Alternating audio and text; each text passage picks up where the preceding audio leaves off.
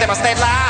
No, non sarò certamente io a difendere i disonesti, coloro i quali hanno a che fare con faccende che a volte hanno rattristato i rapporti fra le persone, hanno rattristato luoghi come quelli meridionali. Tecnicamente è impossibile fare quella mossa politica.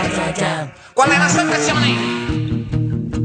Che chi è causa del suo mal pianga se stesso, nel senso cioè che nel passato lo ricordava Castelli. Santoro e Travaglio erano i vostri eroi. Ce lo ricordiamo Santoro quando cantò come il difensore della libertà.